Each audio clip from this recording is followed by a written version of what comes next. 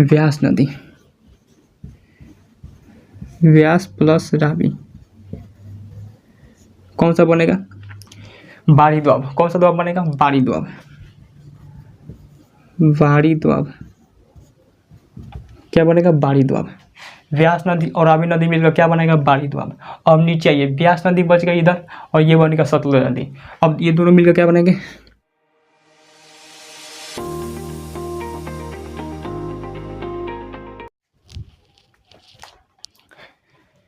जय हिंद। तो चलिए हम क्या देखते हैं इंडियन मैप में। इंडियन मैप में आपको हम क्या बता रहे थे?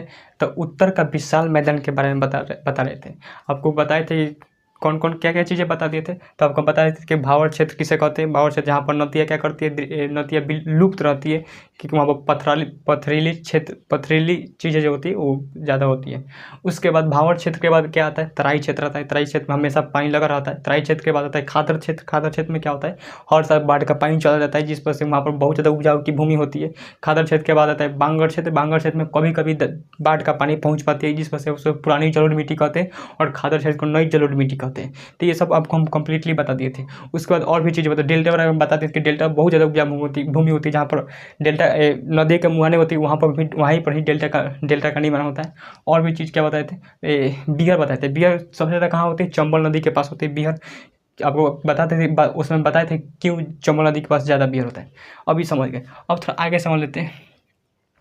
पहले नदियाँ क्या होती है कि प्रत्येक मैदानी क्षेत्र में देखेंगे तो नदियों का ज़्यादा अहम रोल होता है।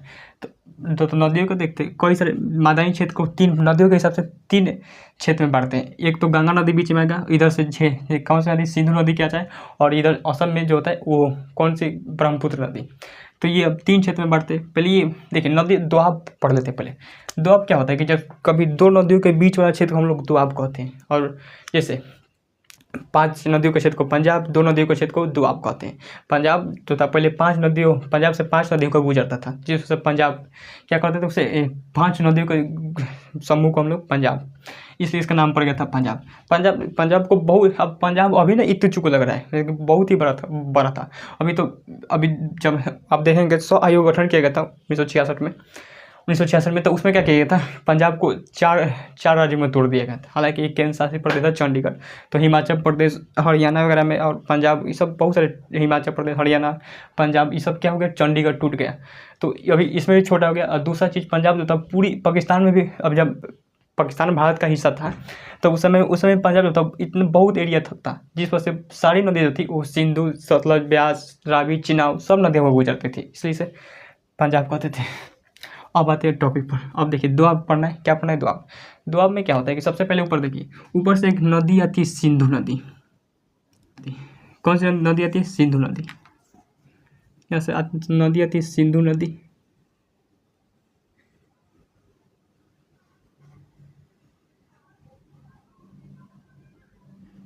कौन सी नदी आती है? सिंधु नदी।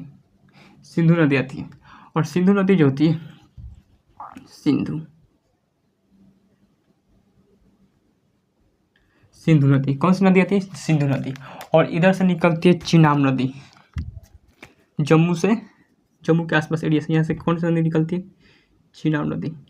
तो यहाँ पर देखिए, पहले यहाँ पर चिनाब नदी कह रहे हैं, झेलम नदी निकलती है। चिनाब नदी थोड़ी निकलती है, झेलम नदी। चिनाब नदी तो यहाँ पर हिमाचल प्रदेश से निकलती है। चिनाब नदी कहाँ से निकलती है? हिमाचल प्रदेश से। और हिमाचल प्रदेश से निकल कर जाकर किस में मिल जाती है? हिमाचल प्रदेश से निकल कर जाकर मिल जाती है सिंधु नदी में। किसमें मिल जाती है? सिंधु नदी में। तो सिंधु नदी की सबसे बड़ी सहायक नदी जो है वो चिनाब नदी है। तो ये कौन सा नदी है? चिनाब। ये कौन सी नदी है? चिनाब नदी है। और यहाँ से झेलम नदी, कौन सी नदी? झेलम नदी। झेलम नदी जो होती है वो कहाँ मिल जाती है? झेलम नदी जाकर चिनाब में, या पाकिस्तान और भारत के बॉर्डर बनाते हुए कहाँ मिल जाती है? चिनाब में मिल जाती है। झेलम नदी कहाँ पे मिल जाती है? चिनाब में मिल जाती है। झेलम नदी के नीचे देंगे चिनाब नदी। चिनाब, यहाँ से नदी निकलती है रावी नदी। कौन सी नदी? रावी नदी। रावी नदी भी कहाँ मिल जाती है? रावी नदी भी कहाँ मिल जाती है? चिनाब में। रावी नदी भी कहाँ मिल जाती है? चिनाब में मिल जाती है। हिमाचल प्रदेश से कहाँ मिल जाती है? चिनाब में मिल जाती है, हिमाचल प्रदेश से। उसके बाद यहाँ से एक मानसरोवर झील के आसपास एरिया से निकलता है सतलुज नदी। कौन सी नदी? सतलुज नदी। ये थोड़ा और ऊपर से लेते हैं इसको। ये हो गया चिनाब नदी, चिनाब, और ये हो गया रावी नदी, रावी नदी। और पंजाब थोड़ा सा बड़ बनना पड़ेगा।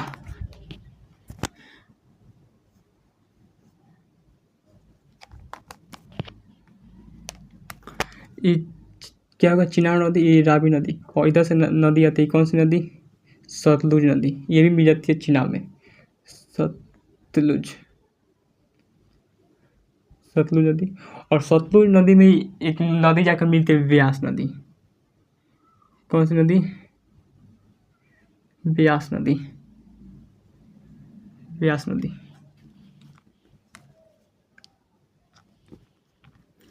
सतलुज में कौन सी नदी मिलती है, व्यास नदी। ये उद्गम बना दे रहे हैं। अब देखिए कौन कौन नदी मिला।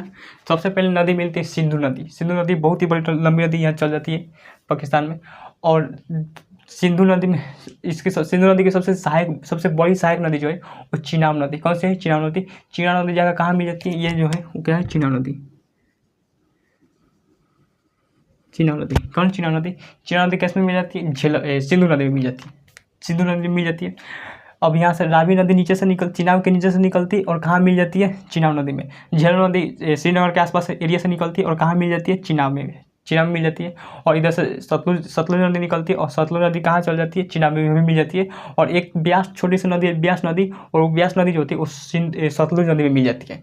तो आप देखेंगे कितना हो गया, 1 2 3 4 5 7 हो गया, 1 2 3 4 5 6 नदी हो गई। 6 नदी हो गई तो कम से कम 5 को क्या देखना होगा, दोआब देखना होगा। क्योंकि आपको बताए थे कि 2 नदियों के बीच हम लोग क्या कहते हैं, दोआब। अब जैसे सिंधु नदी और झेलम नदी के बीच एक दोआब क्षेत्र हो गया, एरिया हो गया। तो इसे हम लोग जब सिंधु नदी और झेलम नदी के बीच जो दोआब बनेगा उसे हम लोग क्या कहेंगे, तो उसे हम लोग सिंधु सागर दोआब, इसे क्या कहेंगे, सिंधु नदी और झेलम नदी के बीच जो दोआब बनेगा उसे हम लोग सिंधु सागर दोआब कहेंगे। और झेलम नदी और चिनाब नदी के जो बीच दोआब बनेगा उसे हम लोग चांझ दोआब कहेंगे। और रावी नदी और चिनाब नदी के बीच जो दोआब बनेगा उसे हम लोग रचना दोआब कहते हैं। और रावी नदी और व्यास नदी के बीच जो दोआब बनेगा उसे हम लोग विस्त दोआब कहते हैं। और सतलुज नदी और व्यास नदी के बीच, नहीं सॉरी, सतलुज नदी और व्यास नदी के बीच विस्त दोआब बनता है। जबकि व्यास नदी और रावी नदी के बीच क्या, कौन सा दोआब बनता है, तो बाड़ी दोआब। कौन बनता है, बाड़ी दोआब। तो लिखते रहे यहाँ पर। देखिए सबसे पहले क्या आता है, सिंधु, सिंधु प्लस क्या, कौन आएगा, झेलम, सिंधु प्लस झेलम, सिंधु प्लस झेलम बराबर कौन सा सिंधु और झेलम नदी मिलकर कौन सा दोआब बनाएगी, तो कौन सा दोआब बनाएगी, सागर दोआब, सिंधु सागर दोआब, सिंधु सागर दोआब, सिंधु सागर दोआब।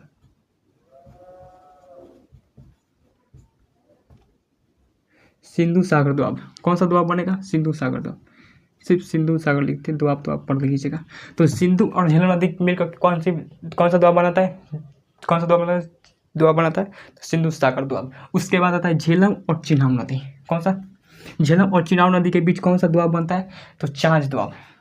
तो लिख सकते हैं चिनाब प्लस झेलम, चिनाब प्लस झेलम क्या बनेगा, चांझ दोआब, चांझ दोआब। कौन सा दोआब बनेगा, चांझ दोआब। झेलम, चिनाब और झेलम के बीच कौन सा दोआब बनेगा, चांझ दोआब। उसके बाद आता है रावी और चिनाब, रावी और चिनाब, रावी प्लस चिनाब नदी, चिनाब नदी। ये दोनों नदी मिलकर कौन सा दोआब बनाएगी, तो रचना दोआब। कौन सा दोआब, रचना दोआब, रचना दोआब। सेम टू काट दे रहे हैं, रचना दोआब। कौन सा हो गया, रचना दोआब। अब देखिए चिनाब नदी और रावी नदी हो गया। अब कौन सा आएगा, व्यास नदी और रावी नदी, व्यास नदी, व्यास प्लस रावी, कौन सा बनेगा, बाड़ी दोआब। कौन सा दोआब बनेगा, बाड़ी दोआब, बाड़ी दोआब। क्या बनेगा, बाड़ी दोआब। व्यास नदी और रावी नदी मिलकर क्या बनेगा, बाड़ी दोआब। अब नीचे आइए, व्यास नदी बच गई इधर और ये बनेगा सतलुज नदी। अब ये दोनों मिलकर क्या बनेंगे, सतलुज व्यास और सतलुज। ये दोनों नदी मिलकर कौन सा दोआब बनेगा, तो विस्त दोआब। कौन सा दोआब, विस्त दोआब। तो देखिए ये आसानी से याद हो जाएगा, कोई बात नहीं। देखिए सबसे पहले सीक्वेंस याद रखिए, कौन सी नदी आती है, सिंधु नदी आती है, चल जाती है पाकिस्तान में।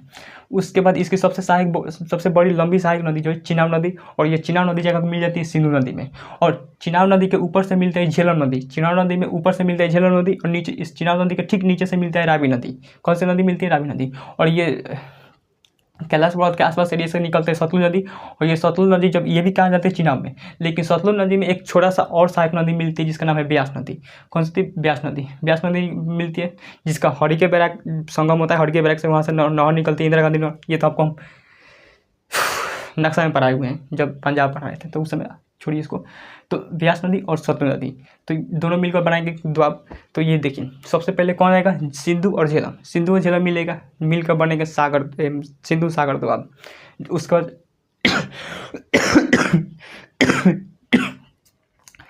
उसको चिनाब और झेलम क्या बनेगा, चार दोआब। चिनाब और झेलम मिलकर चार दोआब बनेंगे।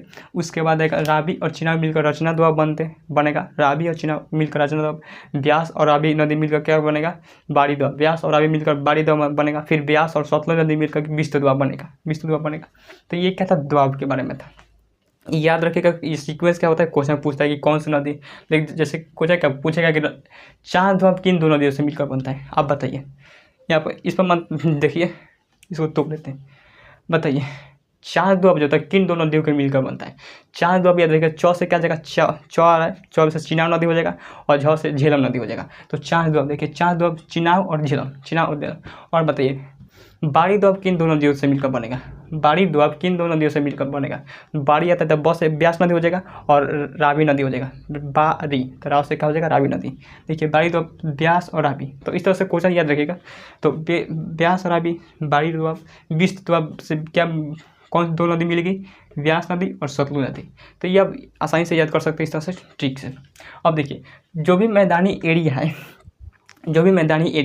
उसमें नदियों का बहुत बड़ा योगदान है। आपको कल भी बताए थे ये टॉपिक, तो उसमें नदियों का बहुत बड़ा योगदान है। तो जिस वजह से मैदानी क्षेत्र को हम नदियों के हिसाब से तीन भाग में बांटते हैं। एक तो क्या हो जाएगा, सिंधु नदी का एरिया हो जाएगा। ये पूरे तो जो क्या आएगा, इसमें पंजाब आ जाएगा, हरियाणा आ जाएगा। तो ये एरिया थोड़ा सा यूपी नहीं आएगा। तो पंजाब एरिया जो होता है ये सिंधु कौन से आ जाएगा, सिंधु नदी के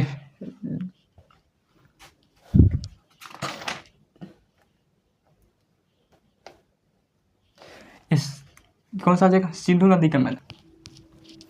तो ये ऊपर का क्या हो जाएगा, सिंधु नदी का मैदान हो जाएगा।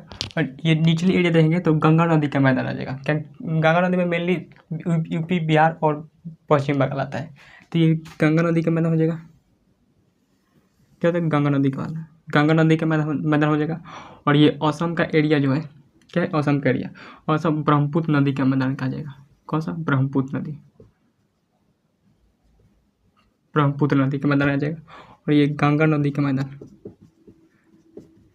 मैदान इसमें भी तीन एरिया है।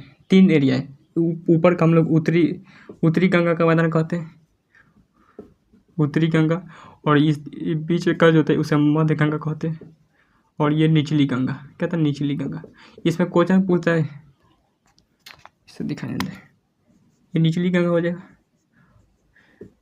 इसमें क्वेश्चन पूछता है कि कौन सा क्षेत्र जो है वो किस गंगा के मैदान के एरिया का आ जाएगा। जैसे यूपी में ऊपर देंगे तो ऊपर में क्या हो जाएगा, सहारनपुर, ये सब एरिया जो होता है वो सहारनपुर हो जाएगा, या पीलीभीत हो जाएगा, या फिर इधर के एरिया जितने भी एरिया है यूपी में आपको हम बताए हुए। तो आगरा वगैरह सब किस में आ जाएगा, उत्तरी गंगा का मैदान में आ जाएगा। उसका तो मध्य गंगा का मैदान में बिहार का कुछ एरिया और इधर यूपी का कुछ एरिया आ जाएगा, जैसे छपरा वगैरह हो गया, या फिर बलिया वगैरह। और क्या होता है, ये सब एरिया जो हो जाएगा मध्य बिहार में आ जाएगा। और निचली बिहार में मेनली जो होता है ज़्यादातर क्या किस में आ जाएगा, पश्चिम बंगाल में आ जाएगा। पश्चिम में दार्जिलिंग वगैरह हो गई, दार्जिलिंग, कोलकाता, ये सब किस में आ जाएगा, दक्षिणी निचली गंगा के मैदान में आ जाएगा। निचली गंगा ये हो गया ब्रह्मपुत्र नदी का गंगा। ये तो अब देख लीजिए पूरी तरह से कंप्लीट हो गया। पहले क्या था, पहले जो था ऊपर के एरिया जो था वो क्या था, उत्तर विशाल पर्वतमाला, भारत का उत्तरी विशाल पर्वतमाला। उसके बाद जो था वो क्या था, उत्तर भारत का विशाल मैदान, उत्तर भारत का विशाल मैदान, ये पढ़ लिए। अब थोड़ा नीचे का पठारी एरिया देखना है। ये सब क्या है, ये सब क्या है, पठारी एरिया है। ये सब क्या है, पठारी, दक्कन का पठार आप पढ़े होंगे, तो ये पठारी एरिया है। अब क्या आगे क्या पढ़ना है, पठारी एरिया। आज के लिए यहीं तक रहने देते हैं, तब तक मिलते हैं नेक्स्ट वीडियो में। Thank you for watching video.